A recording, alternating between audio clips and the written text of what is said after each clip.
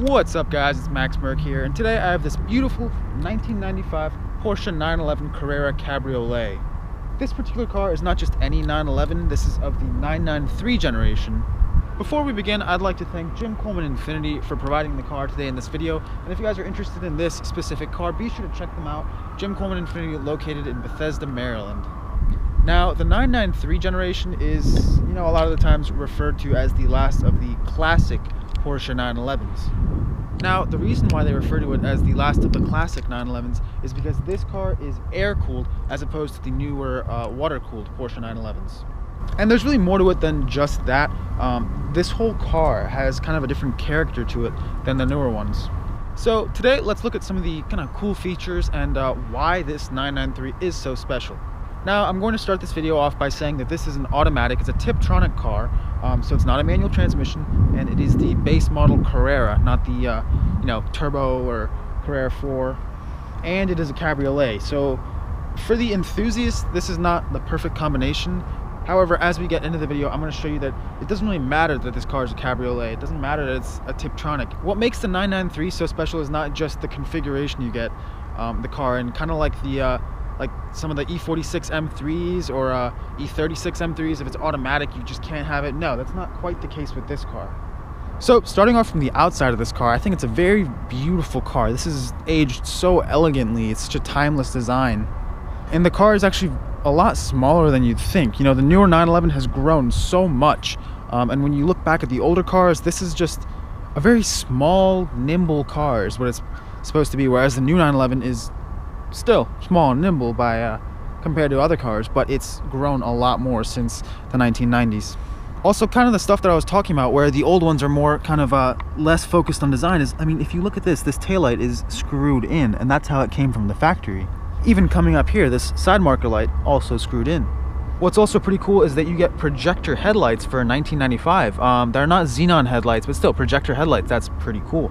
And of course, you have your high beam there, and your fog light and parking lights are right here. And the wheels on this car are 17s, and by 1995 standards, that was probably pretty big. And even to this day, I think this size wheel looks really good on this car. It's very, it looks very signature Porsche, and you have that black painted brake caliper with the Porsche logo painted in white. It just looks very, very classy, this car. It screams elegance and performance. Over here you have this kind of a clear bra 3M material. It's a little faded on this car. Everything on this car is original. So let's actually hop into this car and take a look. Here is the key to the 993. It's a pretty standard 90s key. You got that little light right there. You push this button, that light turns on. I think the battery's dead right now. And then this car also has a key fob. As you can see here, it says Porsche Drive Block System, so that's the Porsche security system. And if you want to come up and open the door manually, you'll see that it has a little cover right here for the keyhole, which is kind of funny because, you don't usually see these on older cars. There's only one button on the key fob, and if you push it, the car unlocks. Push it again and it locks. There's a little LED light that turns on, so that's unlock. That's lock. That's unlock. And even from just opening the door, you can hear how well this car was put together. So I'll do it a couple more times.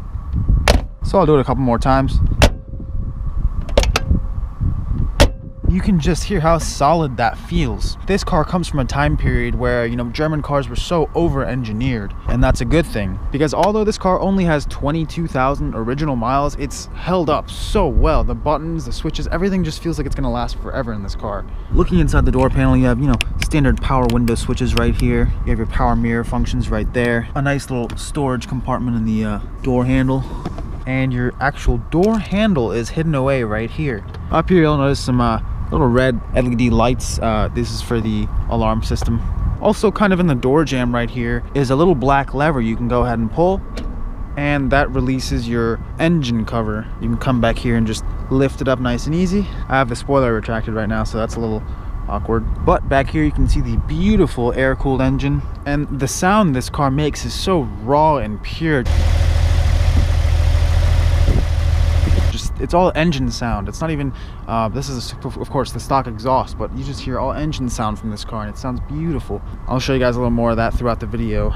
Close it, just lower it, and it latches right on. And I have the rear spoiler retracted. It automatically comes up at high speed, and it's kind of funny because Porsche has already incorporated this little spoiler right here that houses the third brake light. Little weird design. I don't think I'm personally that big of a fan of it, but I guess it's a nice place to have the third brake light. I don't know if that's just a convertible thing or if the coupes had it, but you can see when the spoiler is up, it allows the engine to get, you know, a lot more airflow. Also, while we're back here, you can see the taillights kind of in these in the old school European car fashion. They called it a heck blend, where the taillight is just one piece and it comes all the way throughout. That's kind of making a return these days with you know, like the Dodge Charger, and then brand new 911 also has that heck blend piece that goes all around, and within that you can see the Porsche logo. I hope you guys can see that.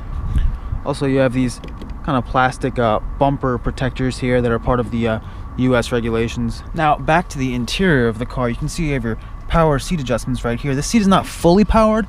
To move it forward and backwards, there's a lever right here, and then to recline the seat, there's a lever right here. So what this does is this tilts it. You can see the front of the seat cushion tilts up and down, and this tilts the back of the seat cushion up and down. So it's somewhat semi-powered, and you can just see how well this leather is held up. I mean, far from your, you know, typical kind of crease marks, but that's what you get when you have real leather. Also down here, you can kind of see the OBD port is right here. You just pull that, and beneath that cover is the OBD port, which is kind of an odd spot, considering, you know, most cars have it down here or over here. Porsche decided to put it over here. Also down here, you have your floor mounted brake, and this brake is very different than the typical brake, as in it feels a lot different. It feels a lot heavier, and it really does take some getting used to, but once you start driving this car, you can kind of appreciate that hard braking. It feels kind of more race car-y. And then down here you have your front trunk release. That's also lockable, so you can go ahead and lock that up just like so, and it's locked. And when it's unlocked, you can go ahead and pull it, and you come up front, and just like with a normal hood, there's a latch you pull and it opens right up. Nothing too crazy in here, not that much room, but you have your battery down there. You have some this is for the tonneau cover for the roof, some floor mats in there. And I love just how simple these old Porsches are. I mean, this whole piece it's buttoned down, so you can button down all these pieces with Velcro here too. I mean, seriously, how much cooler is that? Velcro and buttons. And then to close it, you can go ahead and just lower it. You don't want to slam a Porsche hood. Just lower it down, and then you push right here. Clicks into place. Towards the left over here, you have another lever right here. That's for the fuel door. In here, you have a nice little cover that pops down to protect your paint when you're filling up gas. Then you have your washer fluid right here and your gas cap right there. That's also lockable with your key. So let's start up the car while we're in here. As with most Porsches, you have your key ignition on the left right here. And the reason they did this is because back in the old days, they found that it was kind of more efficient to have the ignition on the left. So, you know, when these race car drivers would get in their car, they'd run up to their car, you know, the timer's already going, or this is, so I was told, how the story goes. But back then, when they'd be racing these cars, it would allow the driver to have their foot on the clutch, be able to turn the key with their left hand, and then with their right hand simultaneously put the car into gear. Whereas other cars, if the ignition's on the right, you know, you have to start the car and then put it into gear. So that's kind of this race-inspired part of this car. And if it doesn't start, that's your immobilizer, so you just go ahead and push the button right here. That should let it start. And there you go. So you have your kind of classic 5 gauges right in front of you, and if you look throughout the interior, you can see tons and tons of exposed screws. I mean, like up here for one, if you guys can see that right there is an exposed screw. All throughout the dash right here, you have exposed screws, and of course this all came from the factory like that. That's what I love about this car. It's so just raw, and everything about it. It's not about trying to be pretty, even though it is. I think it's a very beautiful car. And I think all those add to the character of the car. Even this small dash, I mean, it's very old school. Kind of going back to what I was saying, this being the last of the classic 911s, it has the modern amenities. It's got the power top, it's got Tiptronic, it's got the power locks, it's got power windows, power mirrors, all that, but the dash is still small. I mean, you look at these A-pillars, look how small these A-pillars are. You can see everything. Looking to the left here, you have your headlight switch. So first position is your parking lights, second position is your low beams. Down here you have, this controls your information display right here. You can scroll through Hope you guys can see that.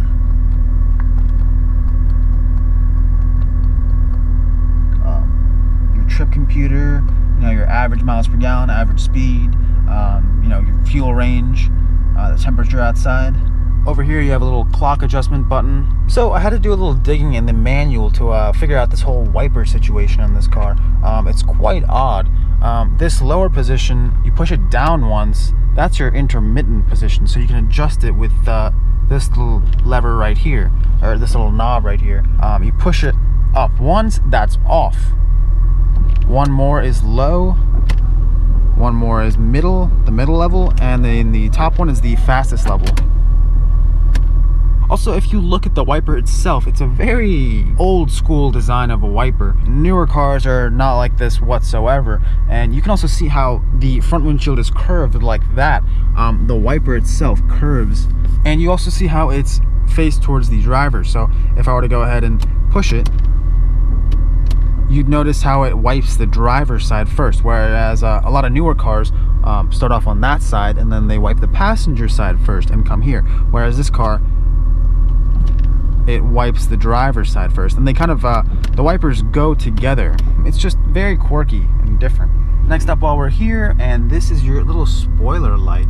It's funny, in the manual it says right here, the rear spoiler warning light does not go out until the vehicle reaches a speed of approximately 4 miles per hour motion detection. Even looking at the manual is pretty cool. You know, when you open the first page, you have this very beautiful kind of diagram picture of a 911 with you know, half the car cut away. You can see all the different components of the car. Its attention to detail with these cars is just incredible. Even in the back, you have acceleration curves, transmission diagrams, full power curves. I mean, look at that. Look at that. It shows at 4,000 RPM, you're getting 160, 170 horsepower. At 6,000 RPM, you're getting approximately 280 horsepower. That is just, you don't see that in just your average, you know, BMW. And then coming down here, you have your, you know, climate controls. You have this right here is for like maximum AC, just the AC on or off down there. That's a little temperature sensor to the left right there. This is your fan speed controls right there. Your, you know, the distribution of air. And then this is your different temperatures, you know, cold, hot. It's actually funny that I believe that might be in Celsius. You know, you have 18 is colder, 30 is hotter. So that's neat how it's in Celsius right there, even though this is an American car. You have your air recirculation there, your front defrost, and of course this car has no rear defrost because it's a convertible. And this piece right here is kind of just, it's not actual glass. And because of that, this car has heated side mirrors. So you pull, and that's your side mirrors. This is your fog light switch. I hope you guys can see that, but when the car is on, the lights are on, these actually illuminate. This little dial over here is not from the factory. This is for the aftermarket radar detector in this car. As you guys can hear, yeah, this car has a, you know, some sort of radar detection system. I don't know how to work it. I believe it's a lot older system. Then you have your cigarette lighter in here. It's illuminated. And then down here is your glove compartment that's lockable as well, so you can go ahead and lock it like that. Doesn't unlock. And it's actually quite funny how this opens. You twist this knob and that opens it. Haven't quite seen that before. Down here you have an ashtray as well. And then coming down here you have your buttons. So you have your hazard switch right there. The central locking button is right here. Push that, little light turns on. And this is for your warnings. This will illuminate red if you have any dash warnings. Like right now, if I pull the parking brake up, I'll get that little exclamation point right over there. And then this illuminates down here, and then I can push that and turns it off. You can see that little warning went away. And then over here you have your soft top controls. I'll show you guys that in a minute. And then you have your spoiler controls here, so you can, you know, down to bring it down, push up to bring it up. And then your Tiptronic shifter right here, so you can just kind of standard pull down for drive, all the way down here to lock it into first, second, or third gear. And then your Tiptronic modes, you push it to the right once, pull down for downshift, up for upshift, and you get all those right here. You can also control it with these steering mounted controls. It says Tiptronic on it. This is kind of like the first, or one of the earliest iterations of paddle shifters as we know it today. So push down for downshift, up for upshift. Even up here with the sun visors, if I go ahead and bring down these sun visors, first of all, you have some instructions over here, which is kind of cool. You know, your soft top instructions, shift to P when parking the car, of course. But like I said, when you bring these down, there's cutouts right here, so you can still be able to see. You can get as much sun visor as you can while still having you know, full view of your rear view mirror. And then down here you kind of have some storage for tapes and cassettes. Not that anyone uses those anymore. And back here your rear seats are pretty much non-existent. That's only really meant for kids, or honestly it's meant for storage. You can fit some bags and stuff back there. And then to fold down these seats, you have a little lever right here for the driver, which is nice, and then one on the other side for whoever's entering the car. So let's finally go ahead and open up this roof. To do so, like I said, you just push this button right here, and before you do that, first of all, you have to have the parking brake pulled, otherwise it won't let you do anything to the roof. And it's fully automatic. You don't have to do anything up here. It goes ahead and automatically opens up. You don't even have to roll the windows down.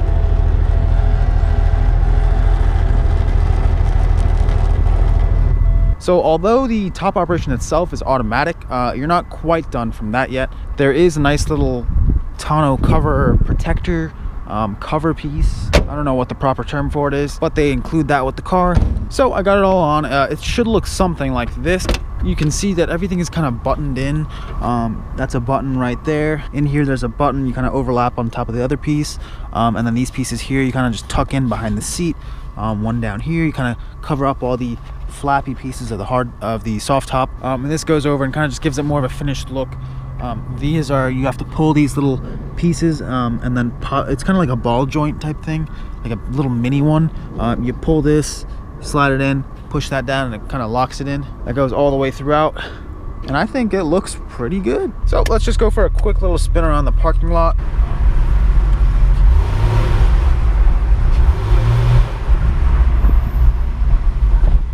Hope you guys can hear that. That's all engine noise. That's what's cool about this car, that it's not really exhaust noise, it's engine noise that you hear, and it's so beautiful and it's so raw and pure. And then the brake, like I said, it's a floor mounted brake, and just the way it feels is it's so tight and stiff, and it's very sensitive. I mean, it bites really hard, and it's such a completely different brake feeling. It takes some getting used to, but once you get used to it, you actually start to like it. Everything just feels kind of old school and race car-y, like with the brakes, everything's so stiff. The steering is not that bad. I mean, it feels heavy like a lot of, you know, European sports cars, but it's very direct. You know, I have driven this car on the road, and on the road, the slightest adjustments, the slightest turns give you such response. And I love how the tachometer is just the first, the biggest, the most prominent gauge right in front of you. And it's kind of nice having that little display right there that has your digital speedometer. That's kind of what I was talking about. It has a touch of modern and a touch of classic. So if you guys enjoyed this video, be sure to hit that like button and subscribe for more videos just like this. And if you guys are interested in this specific car, be sure to check out Jim Coleman INFINITI, located in Bethesda, Maryland. As you know, these cars are going up and up in value. You know, some people say that bubble is going to burst. Even if it does or doesn't, this car is always going to have value. If you have the opportunity in your life to drive one of these cars, I'd highly recommend it, because it's just such a driving experience. And this car is so charismatic, it makes you fall in love with 993s. Driving this car, even being a Tiptronic convertible and just a Carrera, it's made me kind of fall in love with the 993. And I'd love to one day drive like a Turbo S, 6-speed. But with all that said, thanks for watching, and see you guys next time.